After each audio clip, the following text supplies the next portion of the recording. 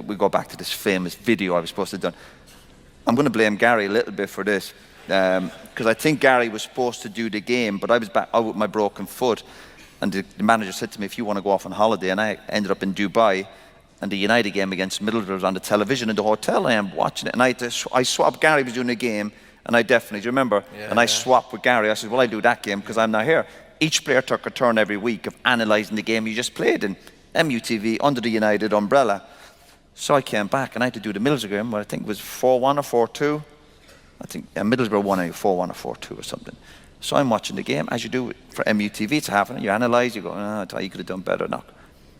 I didn't think it was anything too dramatic. What's genuinely, what would you feel might have been the worst thing you said, or the thing that would have crossed the line publicly? I can tell I'd get rid of all of them. No,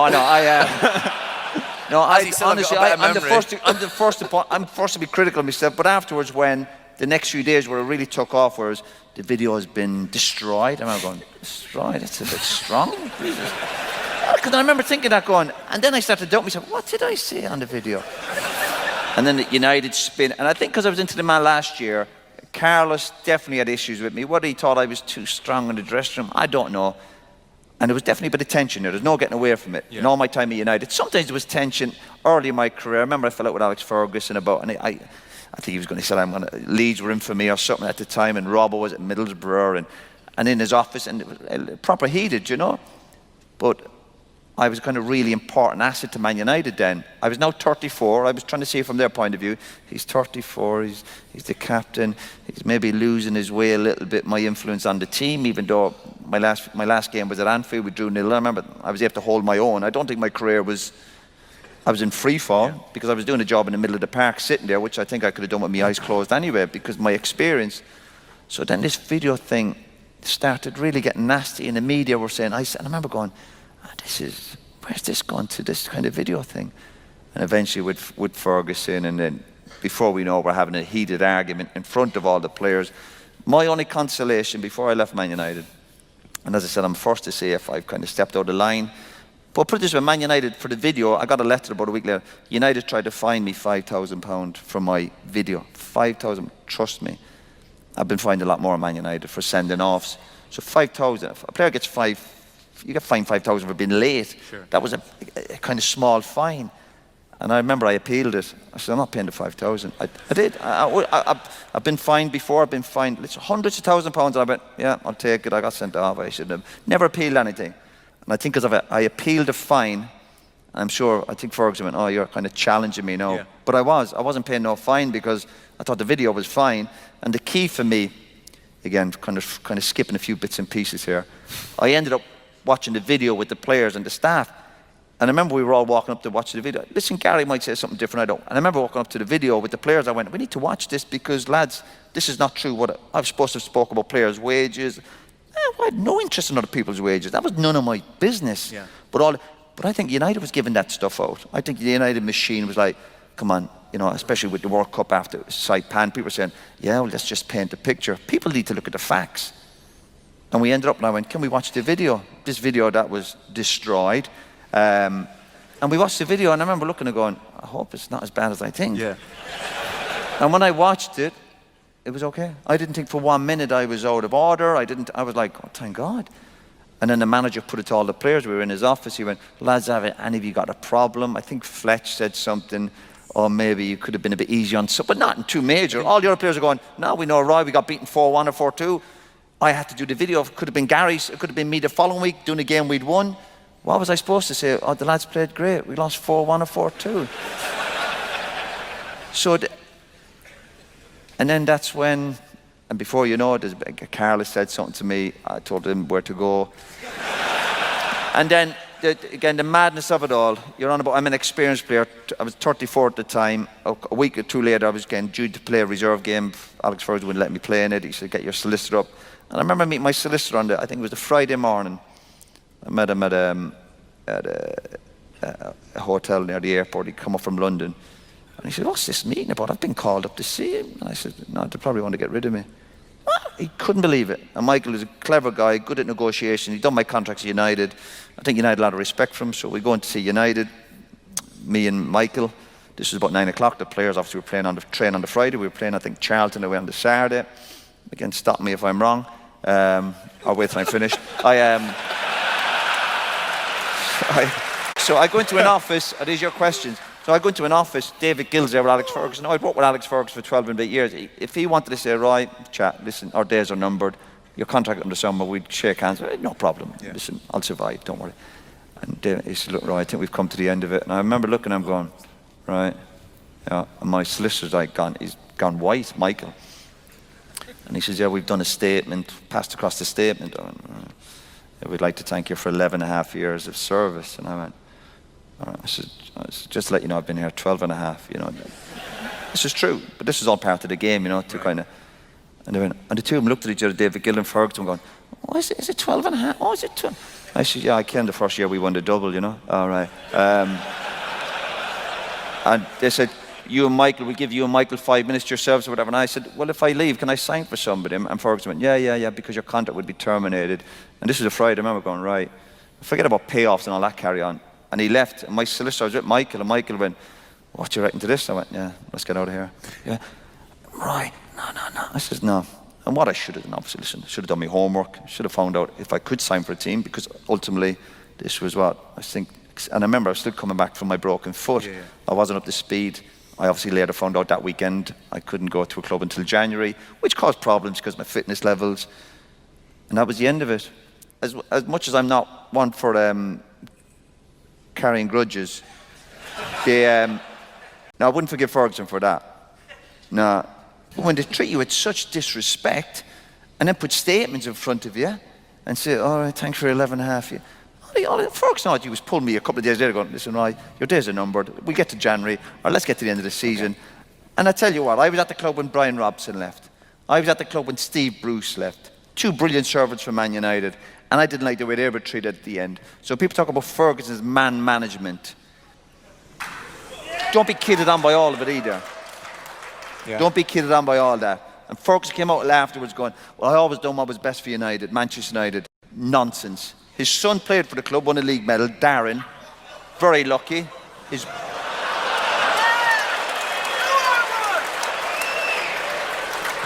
brother was chief scout for Man United for a long time. Hey, listen, I'm surprised his wife wasn't involved on the staff somewhere.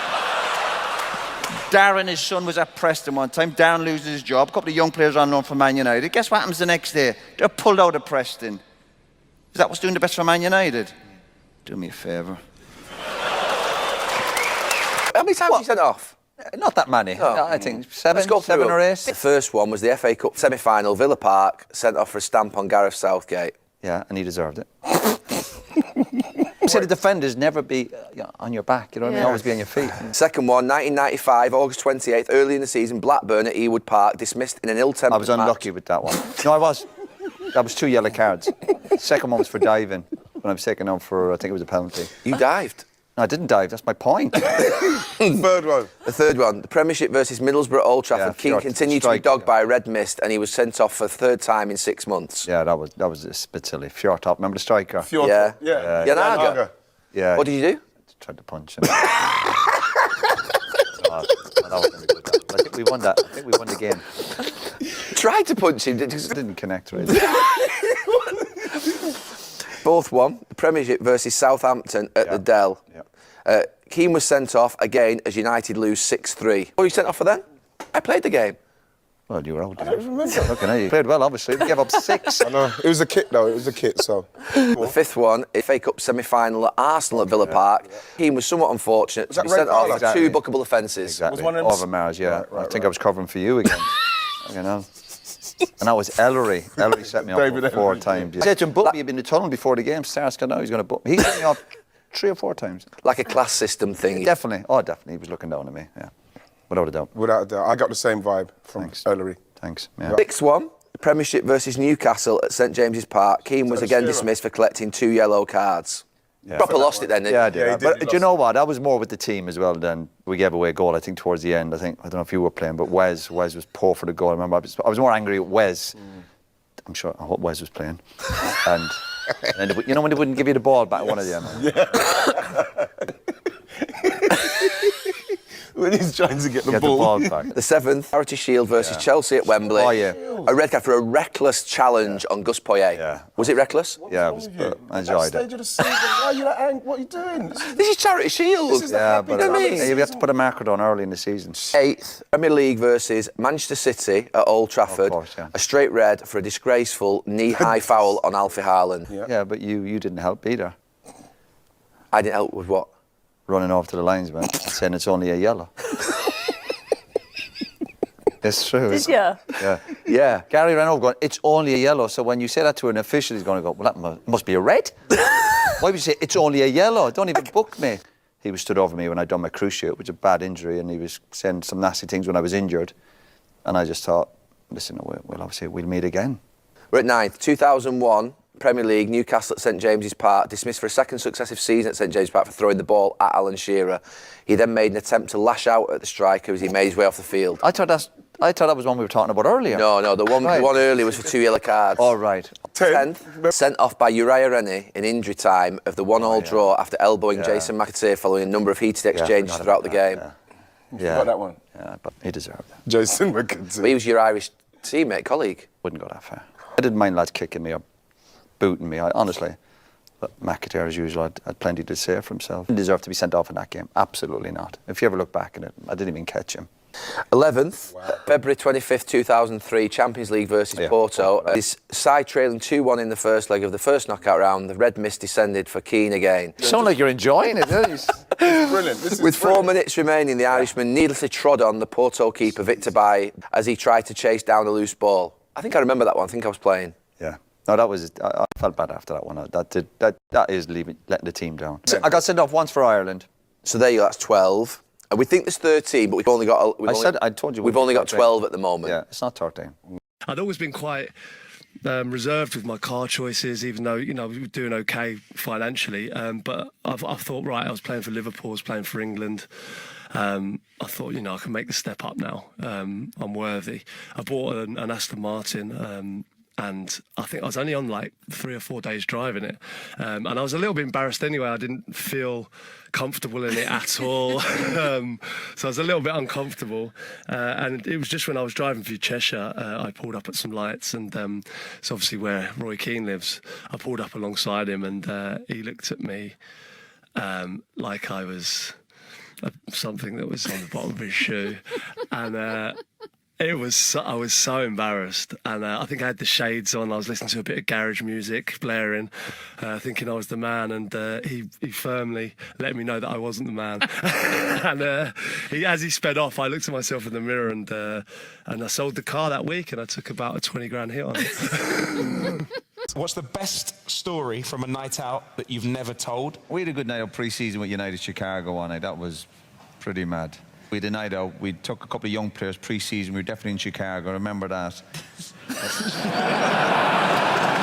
Woke up the next morning. Dennis is waking me up. We're kind of trying to get down for the bus where we were travelling. I looked, all my face was black. Just black. I couldn't work it out what happened. I went, Jesus, trying to get my gear on. Get on the bus. It's coming back to me. I'm sitting on the back of the bus. We're travelling, obviously, towards the airport. Our press officer sent us a story about some of the United players been in a strip club in Chicago. So I'm down the back. I said, don't worry about it. They got no proof.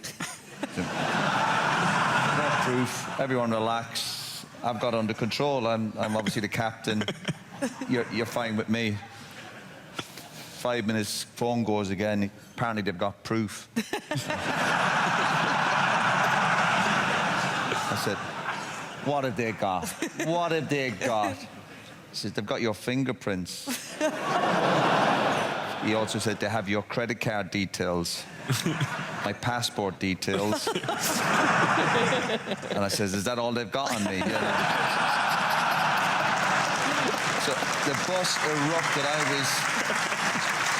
So they'd done a story, obviously, and obviously when I went in, I gave my fingerprints during the night. Then I was just rubbing my face as the night was going on. That's all I was rubbing. I was just rubbing myself. And I think they ran the story. The headline in some of the Irish papers was something like "Horny Devils" or something. And my poor mother was saying they've done a story about you in some strip. I said, you know what them papers are like.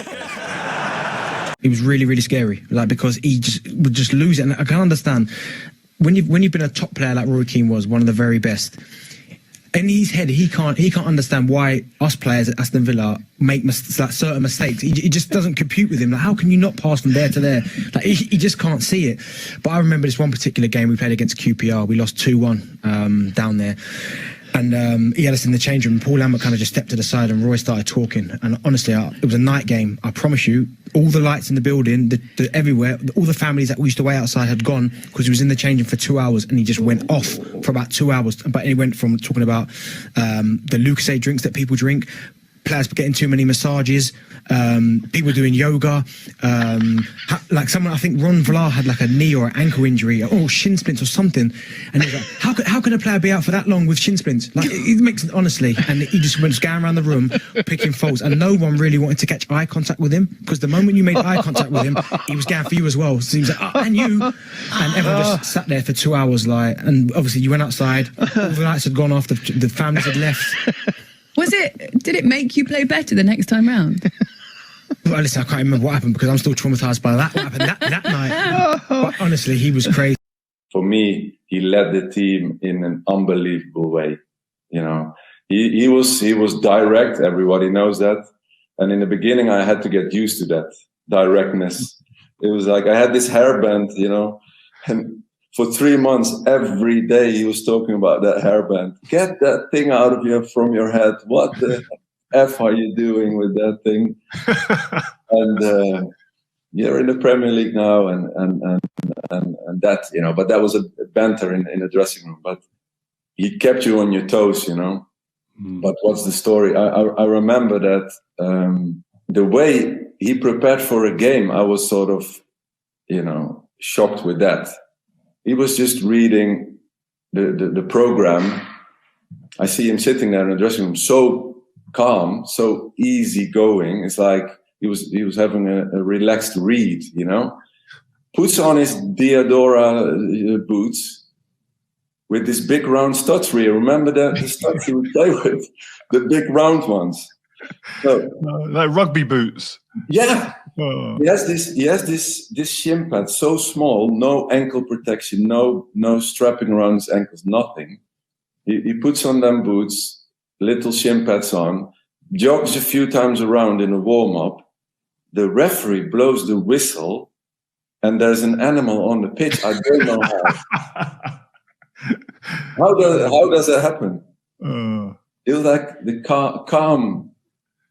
That's why, Rude. That's why I used to say to all my mates, "There's something wrong with him. There's something not quite right there with him." Because he used to be like, it was like everyone else you could see getting himself ready, getting himself into the mode. Here we go. Him, it was just like a switch. It's like that. It was the same with the Vieira thing in the tunnel. In the change room, he was calm, quiet. Remember, Rude? Yeah. And then he got in the tunnel, and just this animal came out like, wow. And he'd heard something, it triggered him, and that was it, gone. And you just think. You was cool a minute ago, man. What's going on? My first involvement with Brian Clough was probably the real proper chat I had with him would have been when I made my debut. Right. Pre-season, I was away with the reserves. But again, I was lucky. When I was at Forest, and because I was I was full-time training, so I was feeling great. I thought, Jesus, again, amazing. And I played a couple of friendly matches, and as you do pre-season with the reserves, and I scored a few headers. And it was only years later on, I speak to Martin and he said, apparently Brian Clough would love players who could head the ball, love players who can head it. And I scored, I think, a couple in a reserve match, like a friendly match in front of him. And so I must have been winning them over, the fact I was getting forward, and like my Forest career, getting on the end of things. And obviously, I was, like you do when you're a manager, you're watching players, you're looking, what's he got? And then the first game of the season, Forest on the Saturday, Forest played at home to QPR. I think they drew with them. And the reserve teams were playing Monday night. And then Forest, the first team we went to Liverpool on the Tuesday. And Liverpool were obviously really strong at the time. And I was used to put the team up on the Monday for the reserves. And I was sub for the reserves on the Monday night. And I was delighted. I thought, reserve, sub for the reserve. Brilliant. I'm progress already. I've only just come over. I get on for about 10 minutes in the reserve match. And apparently some of the staff, Brian Clough, they'd already left with 10 minutes to go. So I played 10 minutes of reserves. I was delighted. I've always said we went for a few pints after the game, you know, with the reserves. And I came in on the Tuesday morning. So I played 10 minutes for the reserves, delighted with myself, I've made a bit of progress already. and I was told, "Oh, you're going up to Liverpool tonight. The team already gone up. You're following them up with Ron Fenton and Brian Clough." We picked Brian Clough up on the way in Derby to Liverpool. In the car? Yeah, me, Phil Starbuck, and Ron Fenton was the assistant manager. We picked Brian Clough at his house. We go in. I remember sitting in his house, and he comes down. He says, I remember he gave me a pint of milk. But I thought I'm going up. I thought I'm going up for the experience of being with the first team and help the kit man. We see lots of clubs do that with young players. And he came in. I remember he gave me a pint of milk, and I went. I said, I don't like milk. He says, you better drink that. He says, I'm putting the bottles out. I'm looking through the pint. So I didn't know the dealings with him. And then I went up and met the players, and I got to the stadium at Liverpool, and I was putting the gear out with the kit man. Brian Clough said, what are you doing? I said, I'm just putting the gear out. He went, no, you're wearing that tonight. Did you start? I started at Liverpool on the Tuesday night. Wow. So subs reserves on the Monday. I went out, had a few pints. I didn't go crazy, 6, 7 pints. The Tuesday, I got up and played at Liverpool. And Liverpool, obviously Barnes and Ronnie Whelan and all these boys. And players came over and were introducing themselves to me. Because I wasn't even in the dressing room with them. Hadn't even gone, had a training session with them. What I played on the right side of midfield. I'm surprised but what he did didn't say to swallow me, the milk up. he said, the first thing really he said to me regarding football, and I made a career out of it. He just said, you're putting that on. He says, I've seen you pre-season. I was like, but I wasn't that intimidated by Brian Clough because I was young and innocent. Yes. He said, I've seen you pre-season. He said, you can control the ball. And I was like, yeah. He said, you can pass it. I said, yeah. And he said, you can run. I went, yeah. And he went, just do them 3 things for me. And I went, yeah. And I go every time, even when I left Forest and I went to United, or I might have been having difficult spells, I remember they were the basics for me. Control the ball. I know people laugh when I say control the ball, pass it and run. That was my career. That's what he said to me before my debut. Can you do that for me? And I'm absolutely.